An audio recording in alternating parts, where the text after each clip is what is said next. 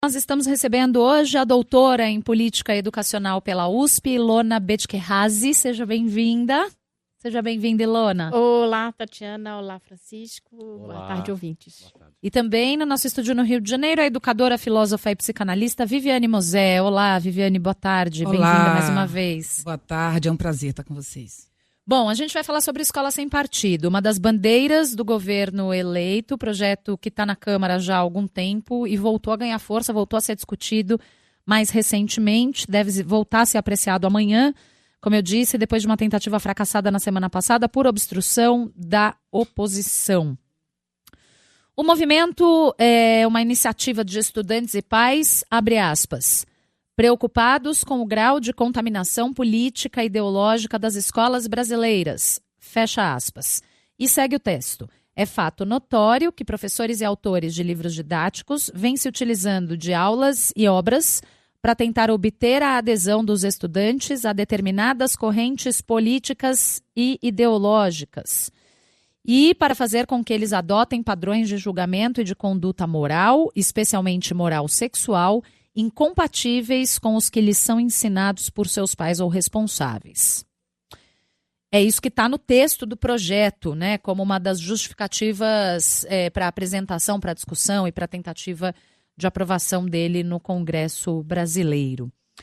O que é cooptar alunos para uma corrente político-partidária? E quero saber de vocês se isso acontece hoje. Podemos começar com você, Ilona. Olá, Viviane, boa tarde. Boa tarde de novo aos ouvintes.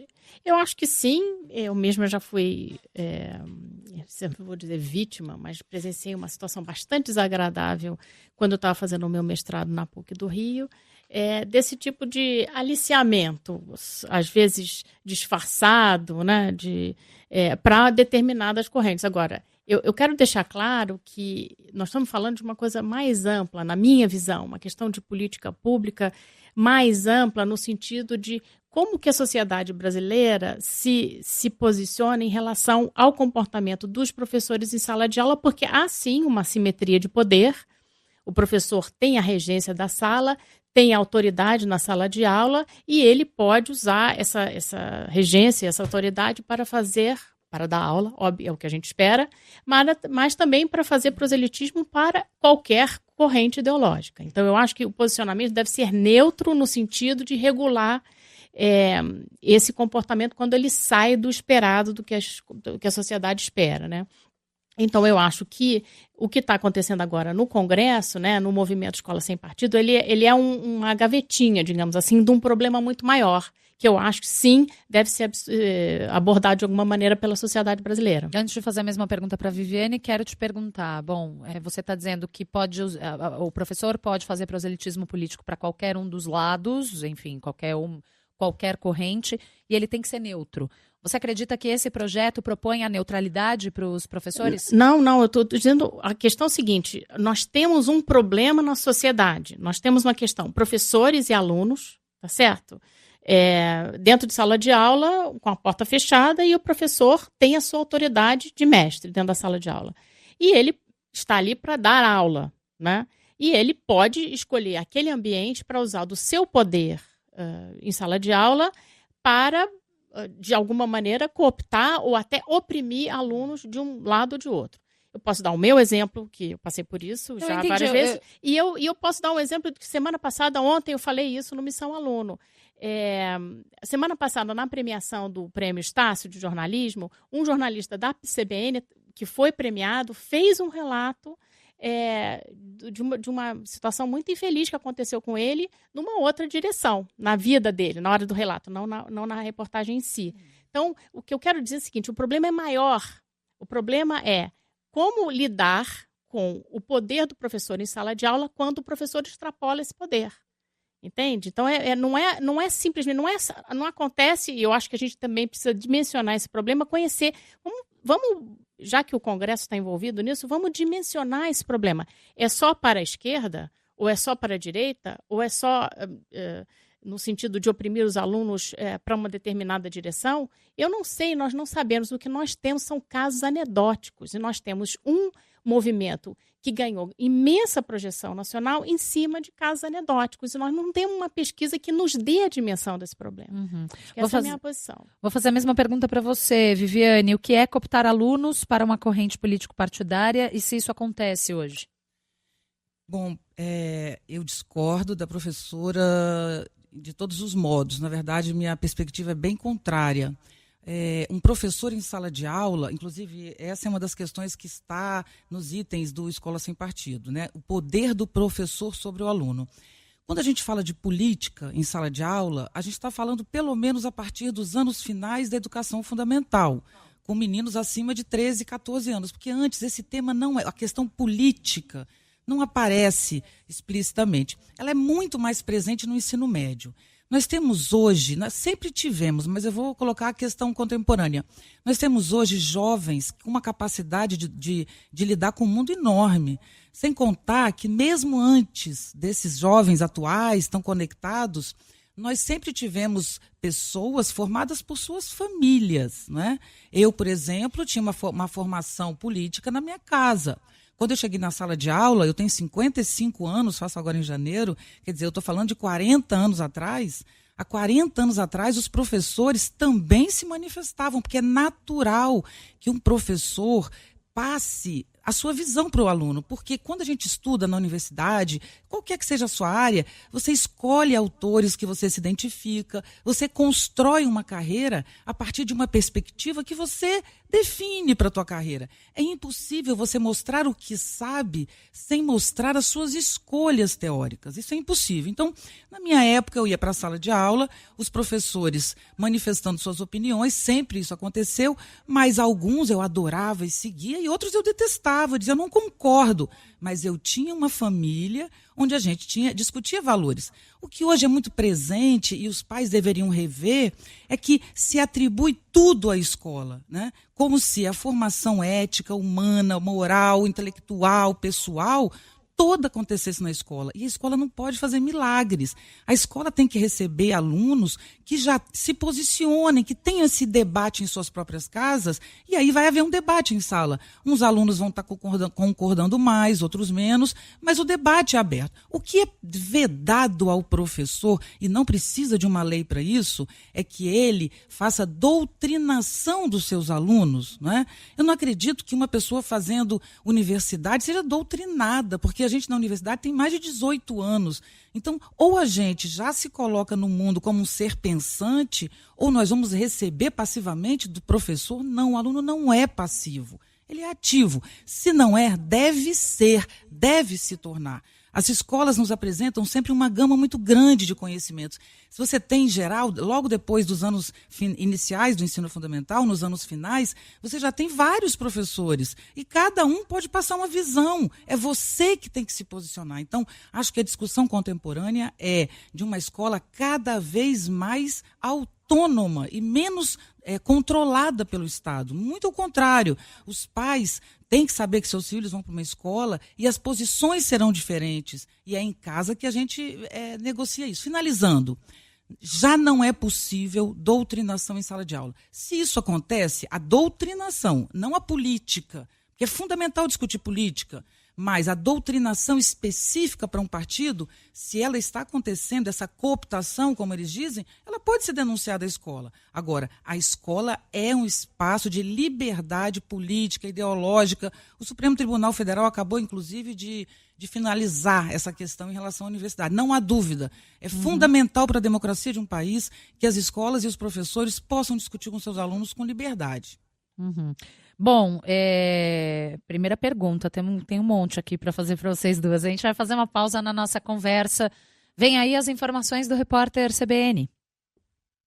Voltamos a falar sobre Escola Sem Partido, projeto que deve ser apreciado pela comissão especial instalada na Câmara dos Deputados amanhã.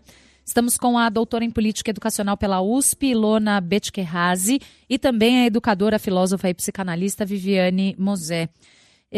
O projeto diz que a educação nacional deve atender ao pluralismo de ideias no ambiente acadêmico, que era mais ou menos o que a Viviane estava defendendo aqui na primeira fala dela. Porém, no mesmo artigo, estabelece que é direito dos pais que os filhos recebam a educação moral que esteja de acordo com as próprias convicções. 2 perguntas em relação a isso. Primeira, não são artigos contraditórios, Ilona? E segundo, como é que isso se daria na prática? Quer dizer, cada família tem uma percepção moral. Como é que você chega na escola, numa escola, vou reduzir o universo, uma sala com 30 alunos em que cada família tem uma regra moral? Como é que isso se dá na prática? O problema é esse, por isso que eu quis deixar bem claro que eu acho que o problema de política pública educacional é maior do que essa lei que está tramitando. E essa tramitação acabou se transformando num debate muito oportunista para pessoas de vários vertentes aparecerem de uma hora para outra e ocupar um espaço que não tinham, né? Ou reforçarem o seu espaço político. Então, eu acho que a lei, da forma como ela está tramitando, ela não é a solução para o caso. Né? Ela só piora à medida que tramita, mais gente dá palpite e ela piora como solução. Então, eu quero voltar. Se o problema é a questão entre a interação da sociedade e a escola, que é o artigo 205 da nossa Constituição Federal, que diz que a educação é dever do Estado e da família em colaboração com a sociedade. Então, esta lei, que foi o artifício que o Movimento Escola Sem Partido utilizou lá, né, começou a tramitar lá atrás, acho que em 2014, como forma de fazer valer a sua visão da solução do problema, ela está piorando à medida que tramita, porque cada um quer aumentar a restrição do professor em sala de aula. A minha visão para solucionar isso não é essa lei, absolutamente, mas sim valorizar um código de ética do professor e os regimentos da escola que seriam, digamos assim, as leis desse relacionamento da sociedade, dos pais de uma determinada escola com aquela escola e com aqueles professores. Baseado em quê? Como seria esse código de ética? Olha, nós não temos um código de ética, eu andei procurando, né, porque eu acho que realmente aqui no Brasil a gente não tem um código de ética de professores, existe uma proposição de código de ética para pedagogos, que tem sim aí exatamente isso, o respeito às condições próprias do aluno, respeito, enfim, a diversidade. Então, essa proposição, que eu até tenho aqui, que é da Associação Universitária de Pedagogia do Brasil, ela traz, sim, eu posso depois até ler umas proposições interessantes no âmbito do regimento escolar ou do código de ética dos professores e dos pedagogos, que as profissões às vezes têm, né? As profissões têm seus próprios códigos de ética. Eu acho que esse caminho é mais sólido e mais sustentável do que o que está sendo trilhado agora. E aí teria que, eventualmente, também criar critérios para estabelecer o que é extrapolar e o que não é extrapolar na sala de aula. O que é discussão e o que é doutrinação, por exemplo? Por exemplo. Eu acho o seguinte, a gente tem que dar uns 30 passos para trás e voltar para o artigo 205. É um ambiente de colaboração entre família e escola para o bem-estar dos alunos, né? Quando os alunos não respondem por si. Então, a gente tem que voltar a um espírito de colaboração entre família e professores, família e escola, e não de antagonismo. É esse espírito que eu entendo que tenha brotado desses inúmeros casos de possível doutrinação, porque a gente sabe que eles existem, a gente só não tem a dimensão, como eu já disse antes, mas eu acho que precisa voltar a um espírito de colaboração, porque esse é o espírito que está dado na nossa Constituição. Então, mas de novo, se vai se estabelecer um código de ética para os professores, o que a gente vê vários termos no próprio projeto de lei que podem ser interpretados de diversas maneiras. Então, quando eu ouço você falar de doutrinação, quando eu ouço a Viviane falar de doutrinação, o que é que se entende hoje por doutrinação? O que é doutrinação? E o que é discussão política? É cinza. Então, justamente, vai se fazer um código de ética para professores, tem que estar claro o que é doutrinação. Porque um aluno pode acusar um professor que esteja promovendo uma discussão política ou que esteja ensinando a Revolução Cubana, que faz parte da história, como um doutrinador. E ele está ensinando história. Mas eu acho que aí cabe à escola regular primeiro ter uma visão planejada do que vai ser ensinado e pensar com cuidado naquilo que vai ser falado. Óbvio, tem que ter algum cuidado quando você aborda temas polêmicos em sala de aula. Vou para o tema mais polêmico de todos, que é a educação sexual. Este tema é sempre polêmico. Né? E precisa ter uma conversa com os pais para pensar, olha, isso vai ser apresentado de tal e tal maneira, mas não numa posição beligerante e antagônica. Famílias e escolas têm que conversar mais, compreender mais o que vai ser ensinado para quando as situações aparecerem ou por uma percepção equivocada do aluno, que às vezes transmite uma informação para dentro de casa e aquilo é mal interpretado, ou para uma real situação mesmo, mas é uma zona muito cinza que precisa ser trabalhada num outro espírito e não na beligerância. Viviane, vou fazer a mesma pergunta para você. O projeto diz que a educação nacional deve atender ao pluralismo de ideias no ambiente acadêmico, que foi o que você defendeu, mas no mesmo artigo estabelece que é direito dos pais que os filhos recebam educação moral que esteja de acordo com as próprias convicções. Primeiro, não são artigos contraditórios? Segundo, como é que isso se daria na prática numa escola de milhares de alunos ou numa sala com 30 alunos cujas famílias podem fornecer educação moral diferente entre elas? Sim, é contraditório e o próprio processo é que produz essa polaridade entre professor e aluno. Eu novamente discordo da professora. A polaridade está sendo criada pelo debate e não o contrário, pelo seguinte, há a necessidade da pluralidade, o próprio projeto sabe disso, porque temos alunos diferentes, de famílias diferentes. Você tem, por exemplo, numa escola, um aluno que vem de uma religião afro-brasileira, que precisa raspar sua cabeça para fazer um ritual de iniciação na sua própria religião, do lado, um outro aluno que é evangélico, que vê isso de uma forma com muita dificuldade, vê o outro aluno de uma religião brasileira. Há um confronto aí religioso. Então, eu estou falando de religião para nem tocar na questão política nem sexual ainda, quero dizer, é muito difícil o papel do professor. Como ele vai lidar com tudo isso? Então, quando eu disse que a doutrinação não deve ser feita, doutrinar é desrespeitar a opinião dos seus alunos, é não considerar nem valorizar as diferentes opiniões que aparecem em sala em decorrência da afirmação do professor do conteúdo que ele está trazendo. Então, isso é doutrinar, é impedir outras visões diferentes do professor em sala de aula. Agora, isso não quer dizer que o professor não tenha uma visão e não possa explicitá-la. Ele tem, ele pode, inclusive ele deve. Os alunos em sala de aula devem viver num ambiente democrático e aberto, podendo e devendo criticar o seu professor e discordar dele. Nós temos que ter clareza, e isso eu não compreendo, a ideia de que alunos são passivos aos professores. Hoje, crianças a partir dos 6 anos estão na internet livremente, a partir dos 6 que eu digo, porque podem ler muito antes, mas com 6, 7 já estão lendo, né? Então, essas crianças estão expostas o tempo inteiro nas redes sociais a conteúdos e manipulações e doutrinações a partir de notícias falsas e absurdas. E ao invés dos pais terem esse olhar, eles estão tendo o olhar para o professor em sala de aula, achando, por exemplo, que a diversidade sexual que nós temos hoje no mundo seja produto de uma doutrinação da esquerda.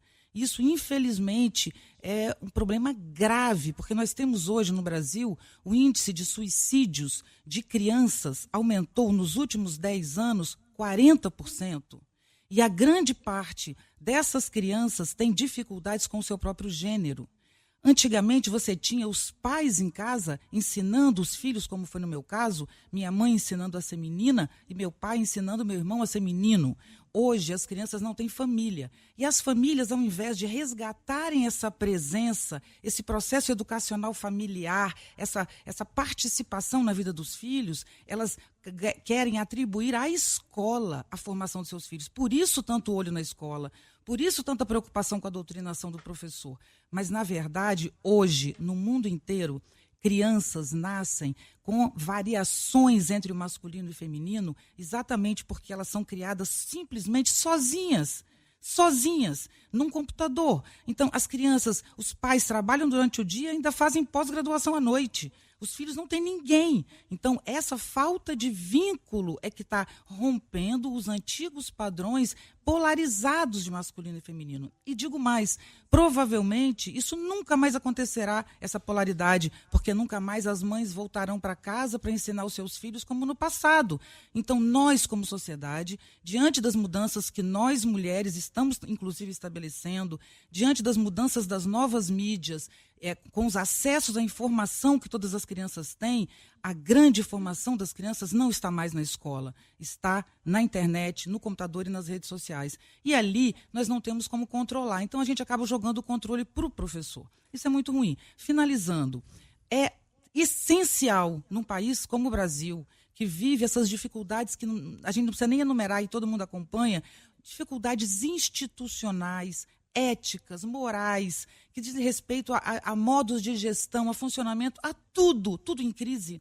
Nós precisamos de uma juventude que queira ser líder, que queira levar o país adiante, que queira tomar frente, que queira fazer política, que queira mudar a situação. A gente precisa formar uma geração de pessoas capazes e competentes a transformar politicamente o Brasil.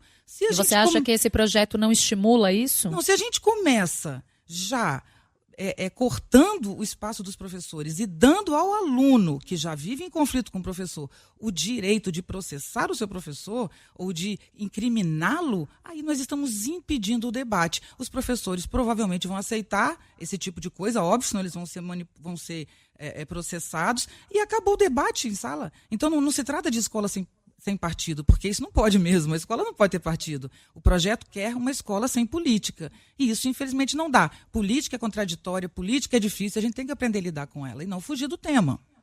O projeto Escola Sem Partido cita a liberdade de aprender, prevista no artigo 206 da Constituição, que compreende o direito do estudante a que seu conhecimento da realidade não seja manipulado para fins políticos e ideológicos pela ação dos seus professores. Então, eu queria usar aqui um exemplo, voltando à questão especificamente ideológica, para perguntar o seguinte, interpretando justamente esse artigo 206, a negação de acontecimentos da ditadura, do próprio golpe de 64, a exaltação de personagens que, por exemplo, praticaram tortura, também não ajudam a manipular quem está em fase escolar, Ilona? Esse artigo 206 está onde exatamente? Constituição. Na Constituição. O 206. Você mencionou o 205, né? Uhum. E aí o 206 fala sobre a liberdade de aprender. Uhum. E ele é citado, inclusive, no projeto Escola Sem Partido. Eu queria saber se a citação de acontecimentos da ditadura, a exaltação por algumas pessoas, do golpe de 64... identificado por muitos ou nomeado por muitos como movimento, como revolução, se isso, de certa forma, também não manipula aquele que está em fase escolar. E aí eu estou falando não de gente que está na faculdade já, mas de crianças, de quem está no ensino fundamental, no ensino médio. Foi exatamente por isso que eu estou dizendo que o tamanho da questão é maior, porque da mesma maneira que você tem casos anedóticos como esse, você tem a tensão, por exemplo, lá no Rio, que a própria Viviane mencionou, dos evangélicos com as crianças de religião afro que manifestam isso na escola quando tem que raspar a cabeça ou pelo uso das guias e tal. A gente vê relatos de professores e diretores, lá no Rio é muito, não digo que seja só no Rio, mas é muito comum diretores e professores que professam claramente dentro das escolas públicas a prática evangélica, as crenças evangélicas, de uma maneira geral, né, de evangélico como em oposição às religiões de origem afro, e há uma tensão e há uma opressão em cima desses alunos. Então, o que eu quero dizer é que nós não temos o correto dimensionamento deste problema. Ele acontece em várias dimensões. O problema é que está dentro do professor decidir como que ele aborda um determinado tema, como que ele se opõe ou não a uma determinada característica do aluno, e isso a gente não pode deixar acontecer. Então, eu acho que faz parte, por isso que eu acho que o código de ética do professor, que fosse trabalhado desde a sua formação inicial, que lembrasse aos profissionais de educação que ele está ali para fazer justamente o aprendizado se desenvolver. e não fazer as suas crenças a respeito da sociedade, da religião, da sexualidade avançar. Né? Então, há ali um tema que não lhe pertence que precisa ser avançado, e não as suas próprias crenças. Então, eu acho que, mais uma vez, diferenciando uma coisa com a outra, existe um movimento que é restrito, digamos assim, na sua atuação e nos seus objetivos, que é a Escola Sem Partido, e há um problema, uma questão de política pública, que é a atuação do professor em sala de aula, o limite do poder e da assimetria de poder do professor dentro de sala de aula, que pode ser, em relação ao seu discernimento, esticado, a corda esticada para um lado ou para o outro. E é isso que eu quero chamar a atenção. A dimensão é maior do que está sendo tratada agora na Câmara dos Deputados. Viviane, pegando uma carona aqui na pergunta do Chico, Escola Sem Partido pode abrir porta para o revisionismo histórico, que parece que tem ganhado bastante adeptos aí nos últimos tempos? Pois é, e essa que é a nossa questão, porque aí a gente termina colocando o debate entre direita e esquerda. Então, se a esquerda está doutrinando para o comunismo, e é até engraçado que o comunismo não existe mais no mundo inteiro, a gente não tem nenhum país comunista. O comunismo virou um nome, né? Ah, você é comunista, é uma pecha. Então, a doutrinação comunista é o que mesmo? Eu estudei tanto isso, eu estudei Marx, Lenin, estudei tudo isso na universidade. Era fundamental discutir esse tema, especialmente na minha época, né? Ou você coloca do outro lado que estão valorizando a tortura, como se tivesse esse debate. Não se trata disso. Se trata de uma coisa realmente mais ampla, como diz a professora. Se tem uma coisa que o professor não tem em sala de aula, mas é poder. O professor perde poder todos os dias em sala. A gente vê isso todos os dias nos noticiários, nos conflitos em sala de aula. Os meninos e meninas, a partir de 10, 8, 9 anos de idade, 10 anos de idade, já têm autonomia e se posicionam. Então, acho que a leitura está errada. A sala de aula não é o que as pessoas imaginam. Eu trabalho com educação basicamente, o tempo inteiro, né? Fui professora de universidade, mas eu sou educadora para educação fundamental e ensino médio, educação infantil. Então, nesse domínio, é o contrário, a gente vê uma revolução, os alunos são ativos, se posicionam. Agora, quando esses alunos não têm muito debate familiar, talvez isso atrapalhe um pouco. Então, a gente tem que fortalecer o debate das famílias. Eu sou absolutamente contra o código de ética dos professores determinar o papel do poder até onde vai. Isso é um bom senso que a gente tem que atribuir aos educadores e às crianças e adolescentes e às famílias.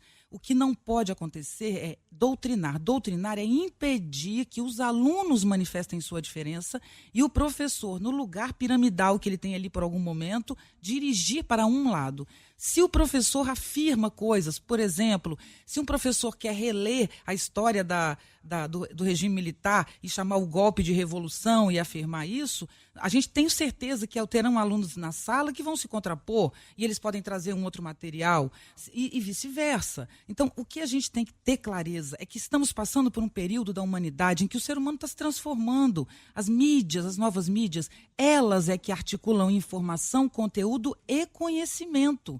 Porque não é mais uma relação passiva de dados à internet. Ali, por meio do YouTube, por exemplo, você aprende, exercita, tem perguntas, tem respostas, né? Então, há uma troca ali dentro real. A grande formação está acontecendo fora. Portanto, a escola formal, ao contrário do que está sendo discutido, precisa rapidamente fazer com que esses alunos cresçam e amadureçam cedo, para que eles tenham instrumentos para lidar com a rede social. A gente não pode tratar os alunos protegendo nem os alunos nem os filhos. Coitadinhos dos alunos estão sendo dominados e doutrinados pelos professores. Não é verdade. Não tem coitadinho. Há uma troca e essa troca é necessária. Em relação à sexualidade, eu participo de debates em que considero fundamental a questão da sexualidade na escola. Não porque o professor vai doutrinar, ninguém doutrina ninguém a ser gay, a ser transexual, a ser heterossexual. Isso não existe. Educação sexual é prática obrigatória em vários países desenvolvidos, não, Sim, Viviane? mas educação... Na Alemanha, por exemplo. Então, educação sexual está ligada não a se você vai escolher um homem ou uma mulher, mas a você conhecer o seu corpo, a não engravidar, a não adquirir doenças sexualmente transmissíveis. A educação sexual diz respeito a isso, a considerar o melhor momento para iniciar a sua vida sexual, não sobre escolha. se você vai namorar homem ou mulher, ou se não vai namorar ninguém. Não é isso que é educação sexual em todo o mundo. Porque as escolhas são pessoais, são individuais. Então, o que acontece hoje? A gente vê, é comum em sala de aula, é muito comum, especialmente em educação pública, que é onde eu trabalho. Eu conheço o Brasil inteiro viajando, dando palestras e consultorias em educação fundamental, especialmente, mais do que ensino médio, e a gente vê o surgimento de crianças em sala de aula que tem muita dificuldade em identidade de gênero, ou seja, ela não se identifica nem com menino nem com menina. Essas crianças são discriminadas pelos colegas, essas crianças entram em depressão, abandonam a escola e é um alto índice de evasão, isso é um fato. Fora as tentativas de suicídio e automutilação. Quem está nos ouvindo, se tiver dúvida, procure suicídio e automutilação entre crianças no Brasil, para você ver o que acontece. Então, nós, professores, preocupados com a educação das crianças, temos que ter noção desse fenômeno que já está acontecendo no mundo todo para poder lidar com ele. Mas ele é visto, ao invés de um cuidado com as crianças, inclusive para evitar suicídio, depressão e automutilação, ele é visto como sendo doutrinação.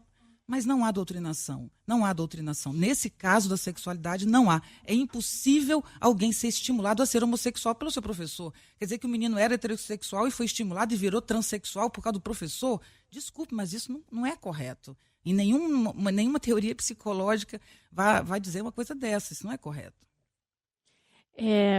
A questão é o seguinte, eu volto ao meu ponto, que é como que a sociedade se relaciona com um poder assimétrico dentro de sala de aula. Eu ainda acho que os professores, as salas de aula formais e a escola pública ou privada formal é como a sociedade passa para as próximas gerações algum nível de conhecimento. Não todo, é claro que com internet, etc. e tal, a gente tem assim, mais acesso. Antigamente ficava restrito às enciclopédias e às bibliotecas, hoje em dia é muito mais aberto. Mas eu acho que tanto a escola quanto a família, e aí eu acho que Viviane tem razão, precisa regular esse acesso ao conhecimento das crianças. Mas eu ainda acho que os professores têm preponderância no ensino. O ensino não deve ficar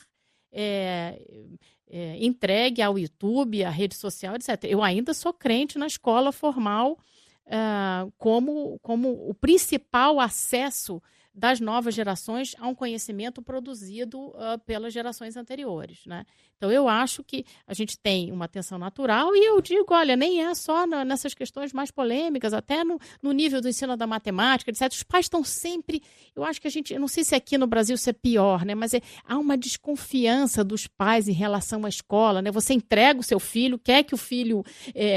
Mas quer que a escola faça o que você faria. Mas é uma situação. Por isso que eu estou chamando a atenção para um fato que é muito maior do que está sendo negociado agora na Câmara, né? É a relação das famílias com a escola no preparo das novas gerações, com mais conhecimento, com vivência, né? Como a Viviane falou agora, que o aluno, ele às vezes sofre o preconceito, o bullying dentro da própria escola pelos seus colegas e até mesmo por seus professores, e quando há pelos colegas, tem que ter ali um adulto, que é o professor, ou coordenador pedagógico, ou psicólogo, que está ali regulando aquele relacionamento. Por isso que eu acredito tanto na escola ainda como um fator preponderante de preparo a respeito do conhecimento e também de uma vivência institucionalizada dentro de uma comunidade. Por isso que eu acredito tanto no papel do professor e por isso que eu acho que a solução para este problema maior que eu estou dizendo, não para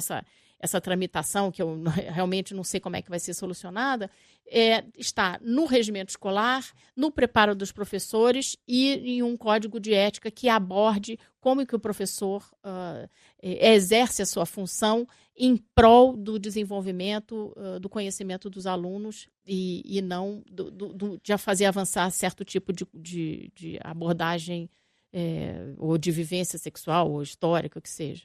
Vamos fazer mais uma pausa aqui na nossa conversa com a Ilona Betkerhazy, também com a Viviane Mosé.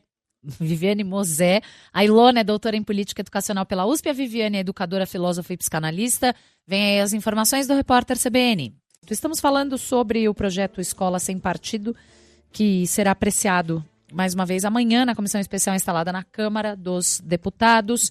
Estamos com a doutora em Política Educacional pela USP, Ilona Betkerhazy, e também com a educadora, filósofa e psicanalista Viviane Mosé. Nós vimos recentemente uma deputada eleita por Santa Catarina infringir a lei ao abrir o que ela chamou de um canal de denúncias e estimular os alunos a filmarem seus professores, os professores, abre aspas, que façam queixas político-partidárias sobre a eleição de Jair Bolsonaro, fecha aspas, e mandarem o vídeo para ela. Ela foi repreendida pela Justiça porque fere o direito dos alunos de usufruírem da liberdade de expressão da atividade intelectual em aula, que deve ser exercida sem censura. O projeto de lei Escola Sem Partido, num dos itens, prevê também exatamente um canal de denúncias aos alunos sob a garantia de anonimato. Como é que vai ser isso na prática, hein, Ilona? A gente estava falando fora do ar aqui, a BBC fez uma reportagem muito boa, muito longa, inclusive, sobre o projeto Escola Sem Partido, ouvindo alguns professores, ouvindo alguns alunos, ouvindo alguns pais, e todos eles dizem que isso já acontece, né? A simples discussão do projeto Escola Sem Partido parece ter estimulado as pessoas a já colocarem tudo isso em algumas escolas, né, Tati, existe até já ali regrinhas pregadas na entrada da escola. Também como prevê o projeto. Como prevê o projeto. Quer dizer, algumas escolas já meio que se anteciparam. Isso acontece, por exemplo, em Santa Catarina, numa escola de Florianópolis. A reportagem cita isso. Como é que vai ser isso na prática, Ilona? De acordo com o projeto, se esse projeto for aprovado. É por isso que eu estou dizendo que eu acho que a lei, da forma como ela está escrita, a gente está com um projeto de lei aqui na frente, né, para fazer essa consulta, ela exacerba essa beligerância, esse antagonismo entre famílias e escola. E eu sou absolutamente contra que haja esse antagonismo. Volto a dizer, eu concordo com o artigo 205 da Constituição. Tem que haver uma colaboração entre família e escola. E eu digo, não é só isso. Às vezes a gente tem casos de judicialização, quando tem bullying. Quer dizer, as famílias partem para cima das escolas por uma série de outros assuntos. Este é um recorte dos antagonismos que acontecem entre famílias e escolas. Quanto à questão lá da moça da deputada de Santa Catarina, eu, para começo de conversa, dou mais um passo atrás. Acho que não tem que ter celular em sala de aula, muito menos para constranger alunos e professores, para qualquer tema que seja, este incluído. Então, eu acho que a gente tem que rever um pouco. Nós passamos por um processo eleitoral que exacerbou esse tipo de discussão, que deu mais protagonismo a este tema e que deu mais protagonismo a políticos que estão transformando essa lei numa coisa absolutamente esdrúxula para regular a relação entre famílias e escola. Então, eu acho que escolas, né? Eu acho que nós temos que rever, porque há que haver uma colaboração. As famílias têm seu papel de educação dentro de casa, de ensinar algumas coisas a seus filhos, em termos de relacionamento dentro da escola, em termos até de conteúdo, mas elas não dão conta, às vezes elas não dão conta, e a escola precisa dar conta de um certo mínimo que está no currículo. Agora, a gente tem uma base nacional comum curricular que prevê uma série de discussões desse tipo em sala de aula, em termos de, por exemplo, ler artigos de jornal, ler editoriais de jornal e comparar textos, comparar visões, né, de mundo. Isso é como se ensina no mundo, comparar visões e abordagens, porque essa é a maneira inteligente de se ensinar. Então, essa peça legislativa aqui, federal, e eu sei que tem uma centena delas em níveis estaduais e municipais, precisam ser revistas no sentido de promover uma colaboração entre famílias e escolas e não o antagonismo. Viviane, o que eu perguntei, na verdade, foi se a deputada foi repreendida pela Justiça, justamente porque denunciar professores fere o direito dos alunos de usufruírem da liberdade de expressão, da atividade intelectual em aula, que deve ser exercida sem censura, o projeto de lei prevendo um canal de denúncia aos alunos sob a garantia de anonimato, eu sei que nenhuma de vocês duas é especialista em direito, mas não é inconstitucional? Completamente. Isso significa um retrocesso sem precedentes. Porque o Supremo Tribunal Federal decidiu, a semana passada, ou retrasada, não lembro exatamente, que as universidades têm o direito de manter com liberdade seu debate político e não podem ser censuradas. A professora de Santa Catarina, a deputada de Santa Catarina que você cita, foi repreendida porque o que ela está fazendo é ilegal. Exato. Então, o que o projeto Escola Sem Partido está propondo é um retrocesso no sentido dos direitos do professor e do aluno, eu não tenho dúvida. Mas, além disso, é um retrocesso intelectual. Antigamente, a avaliação dos alunos, por exemplo, para um vestibular, era feita por conteúdos. O que você conseguiu apreender de conteúdo que te foi ministrado. Você reproduzia esse conteúdo e tinha uma nota. De alguns anos para cá, fundamentado inclusive no PISA, que é quem faz a avaliação internacional de alunos, essa que a gente está o tempo inteiro expondo que estamos nos últimos lugares, essa avaliação internacional, ela traz um outro modo de avaliação, que é por competências e habilidades. Então, hoje, a prova do Enem, por exemplo, se baseia não no antigo modelo do vestibular, mas no modelo do PISA, que é por competências e habilidades. Então, não importa hoje, no menino e na menina que está fazendo o Enem, não importa o que ele sabe, importa o que ele faz com o que ele sabe. Então, hoje, os sistemas de avaliação do mundo, e o Brasil está começando a se inserir nesse processo, e se conseguir, eu não tenho dúvida que rapidamente ele sobe nessa avaliação, é exatamente a ação do aluno que é avaliada, não é a reprodução do conteúdo. Se eu apenas reproduzo o conteúdo e até bem, eu tiro uma nota muito menor do que um outro aluno que nem reproduziu tão bem, mas foi capaz de vincular esse tema a outros temas. Então, hoje, o que é avaliado é exatamente a inter-relação entre os conteúdos, em função, obviamente, primeiro, dos desafios do mundo contemporâneo, que são muitos, meio ambiente, exaustão humana, enfim, tudo que estamos vivendo, mas também por causa da internet, porque a internet não é feita de caixas, onde os conteúdos estão separados, ela é feita de fluxos. O que determina a rede são fluxos. Esses fluxos atravessam os conteúdos o tempo inteiro e isso é o que caracteriza esse novo modelo. Então, não tem como hoje um aluno aprender o que é correto. Não há o que é correto. Não, o correto, qual é a visão que nós temos do regime militar que é correta? A de alguém que foi torturado? A de alguém que é professor da universidade e estudou teoricamente? A alguém que estava no exército e foi obrigado a lutar mesmo sem querer? A um general do exército que participou da tortura? Cada um tem um conceito diferente. Qual é o papel certo do professor nesse tema? O papel certo é que ele traga o maior número de dados possível e todas que ele possa, as visões. E que possa debater. Agora, é impossível pedir para esse professor ser neutro. A gente tem hoje na Alemanha um debate sobre escola neutra. A semana passada foi publicado em todos os lugares um manifesto dos professores alemães contra a escola neutra. Então, o que está acontecendo no Brasil acontece no mundo todo. A inovação, ela arrebentou tanto os canais de relacionamento, de troca de informação, não apenas entre nós humanos, mas de nós com nós mesmos, né? A autogestão, isso tudo mudou tanto, que eu não sei mais direito onde eu sou, quem eu sou, onde eu me coloco, meu papel, meu lugar. Ninguém sabe.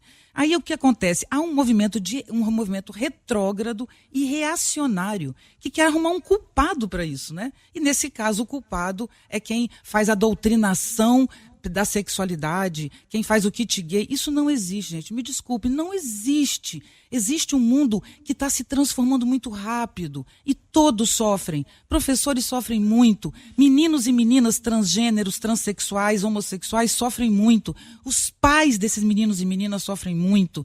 Nós que estamos de fora sofremos. Então, é um momento difícil na sociedade, não adianta procurar culpado, não tem culpado. Tem um mundo que transforma e tem os antigos, os velhos do antigo poder que querem retroceder, mas não tem jeito. Nunca mais os filhos vão estar em casa dizendo sim senhor e sim senhora, nunca mais um professor vai ter autoridade em sala de aula para determinar os alunos como tinha na minha época. Nunca mais, porque senão esse menino vira as costas, vai embora e faz a sua profissão. Eu conheço garotos de 14 anos que sustentam suas famílias, porque são youtubers, outros, inclusive da classe A aqui do Rio de Janeiro, que com 14 anos já estão fazendo como se estivessem numa universidade, já trabalham, porque são meninos geniais. E também do Capão Redondo, conheço alguns.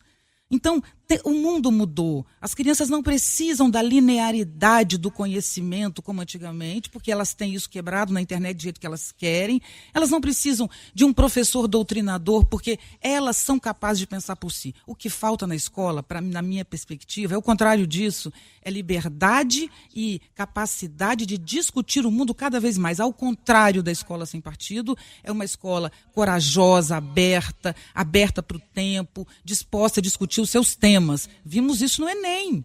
O Enem mostrou isso. Os temas do Enem são os temas polêmicos, né? E são considerados temas de esquerda. Isso, nosso presidente eleito foi contra, mas ele não pode se meter nisso. Eu espero que ele não tenha essa pretensão, né? Porque ele não é um educador, ele não tem como pensar isso. O que ele pensa sobre a esquerda, ele deve guardar para ele, porque a educação é um processo que diz respeito a quem trabalha com isso a vida inteira, que não é de partido, são os técnicos, os educadores, os professores. Então o Brasil tem uma história na educação e está passando por um momento, antes dessa crise econômica e política e moral que desestruturou tudo, estávamos num processo de expansão da educação brasileira e não de retroação, mas pelo jeito a gente vai retroceder, é uma pena. Existe uma corrente ideológica de direita segundo a qual a esquerda teria dominado os ambientes acadêmico, cultural e político, segundo a qual esses espaços precisam ser retomados pela direita. Ilona, você acha que o Escola Sem Partido pode ser um produto dessa corrente? Eu acho que sim, que a Escola Sem Partido ela faz uma oposição, mais uma vez, em cima dessa percepção, digamos assim, até de certa forma anedótica, no sentido que são caso a caso, né? Em relação ao que acontece dentro das escolas, né? E eu acho que o Brasil está passando por um processo histórico, sociológico, sei lá que nome que a gente vai dar para isso, de emergir, né, de uma outra corrente que se contrapõe a uma corrente ideológica que era mais ou menos hegemônica. Então, inclusive dentro das universidades e dentro de algumas escolas, pelo que a gente vê. Então, sim, eu acho que esse é de onde vem o protagonismo da Escola Sem Partido. Há um embate ideológico na sociedade brasileira agora. Então não devia ser Escola Sem Partido, né? Porque... Não, mas aí foi o nome que eles escolheram. Aí não... Porque tem partido, então. Não sei se é partido ou se é um embate ideológico. É um embate ideológico. Aí você pode jogar no partido que for, né? Eu acho que talvez o nome até não seja feliz para o que eles querem. Eu também não conheço muito o movimento, mas a questão é a seguinte, a minha análise do problema de política pública é em relação a, sim, um caldo na sociedade brasileira de um embate ideológico. Nós vimos isso de uma maneira mais clara agora nas eleições, mas isso já vem nascendo nos últimos anos no Brasil. Razões, eu não sei, não sou historiadora para explicar. Eu queria só voltar aqui ao artigo 8 desse projeto de lei, porque ele é um tema importante e eu quero usar o artigo 8 como um exemplo de por que eu acho que tem aspectos desse projeto de lei que são equivocados. Então, artigo 8, o Ministério e as Secretarias de Educação contarão com um canal de comunicação destinado ao recebimento de reclamações relacionadas ao descumprimento desta lei, assegurado o anonimato. Eu acho que escolas e secretarias de educação e até Ministério da Educação seriam os melhores canais para se receber queixas a respeito de qualquer problema de uma escola, né? Não apenas nessa questão em relação a essa lei.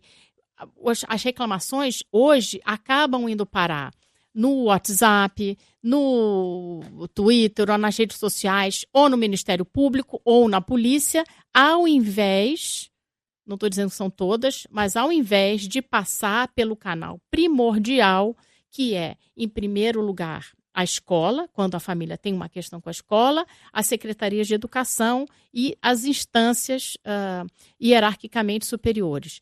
Correr para a internet para jogar qualquer tipo de denúncia contra uma escola, incluindo desse projeto de lei ao qual nós estamos nos referindo.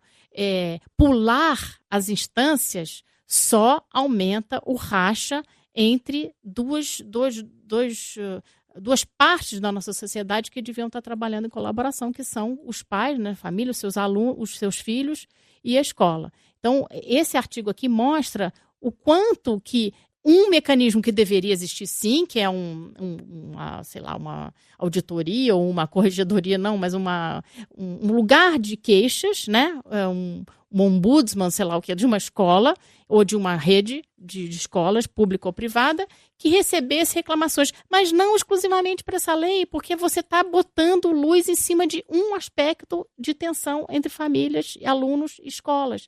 Então, eu acho que há um equívoco aqui na construção dessa peça, que deveria ir na direção da colaboração, até para tirar dúvida. Olha, professor, eu acho aqui esse tema, eu queria entender melhor a sua posição, porque eu acho que o meu filho talvez não tenha entendido, porque a maior parte das vezes nós estamos falando de mal entendidos às vezes. Agora, transformar isso num filme de celular, jogar na internet e expor a imagem do professor e dos como alunos, se fosse o todo, né? Como se fosse o todo, que são os casos anedóticos aos quais você se referiu no começo da nossa conversa. É inaceitável. Viviane, queria te ouvir sobre isso. Vou repetir a pergunta. Existe uma corrente ideológica de direita que diz que a esquerda teria dominado os ambientes acadêmico-cultural e político, e essa corrente defende que esses espaços têm de ser retomados pela direita. Eu quero saber se você acha que o Escola Sem Partido pode ser um produto dessa corrente. Eu não tenho dúvida que sim. Isso é o que caracteriza, como eu tinha dito, o mundo, o movimento no mundo todo.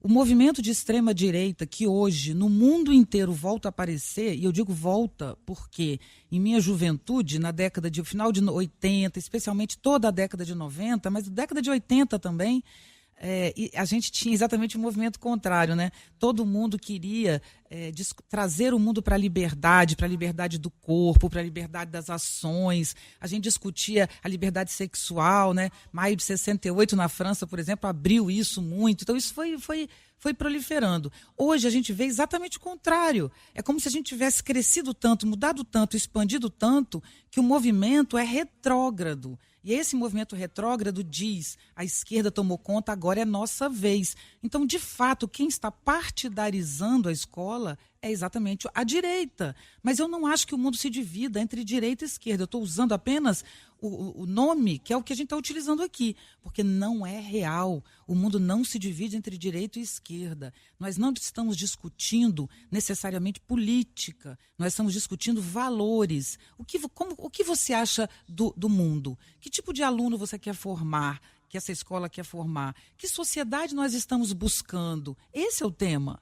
Nós buscamos uma sociedade onde as pessoas possam expressar suas diferenças, ou nós buscamos uma sociedade em que os papéis estão previamente determinados e a gente tem que se enquadrar neles? Essa é a questão. Na minha visão, a gente pode até estabelecer o segundo modo, que é o modo da direita. Vamos estabelecer valores morais fixos, modos de conduta, né? Vamos ordenar essa bagunça a partir da ideia de meia dúzia, porque tem sempre meia dúzia que estabelece que papéis são esses. Da mesma maneira, para estabelecer um código de ética, meia dúzia vai ter que dizer o que é poder e o que é extrapolar esse poder. Então, nessa sociedade completamente desestruturada, desautorizada, a tentativa é de retroceder para esse lugar. Mas a questão, como eu dizendo aqui, os alunos hoje, as crianças e adolescentes, não cabem nessas caixas que querem nos enquadrar. Não cabe. Então, esse movimento, ele necessariamente vai falir, não apenas do Escola Sem Partido, mas todo esse movimento da extrema-direita tentando retroceder o mundo para padrões morais arcaicos. Isso não vai acontecer. Apenas porque o mundo caminha para frente. Apenas porque quem estará na direção daqui a pouco é a juventude. E a juventude vai estar formada na pluralidade que caracteriza a horizontalidade da rede. A democratização da informação é um fato há mais de 20 anos na nossa sociedade. Então, cada vez mais, novos seres humanos vão ocupar, novas pessoas, os espaços de poder, e essas pessoas vão estar sendo formadas em outra sociedade. É a minha perspectiva, não apenas no Brasil, mas no mundo. A escola sem partido, a escola neutra, sabe? Essa tentativa de voltar. Não acredito que isso vá seguir. Mas, no momento, a minha visão, para a gente finalizar, Este projeto Escola Sem Partido, assim como toda a visão que envolve isso, kit gay, que os jovens são treinados a serem gays, toda essa visão, ela apenas produz um retrocesso no desenvolvimento cognitivo, intelectual dos nossos alunos. Se isso de fato acontece, e já está acontecendo, como vocês mostram, meio independente da lei, isso infelizmente vai produzir uma geração sem condição de competir no mercado de trabalho, tanto no Brasil como no mundo, infelizmente. Viviane Mosé, educadora, filósofa, psicanalista, uma das nossas convidadas de hoje para falar sobre o projeto Escola Sem Partido, que volta a ser discutido amanhã na Comissão Especial na Câmara dos Deputados. Viviane, muito obrigada pela sua presença mais uma vez aqui no Estúdio CBN. Eu que agradeço, foi um prazer. E também a Ilona Betkehazy. Eu falei seu nome certo durante todo o programa, eu estava morrendo de medo de errar. Doutora em Política Educacional pela USP. Muito obrigada, Ilona, volte sempre. Eu que agradeço. Obrigada. Obrigada. Obrigada.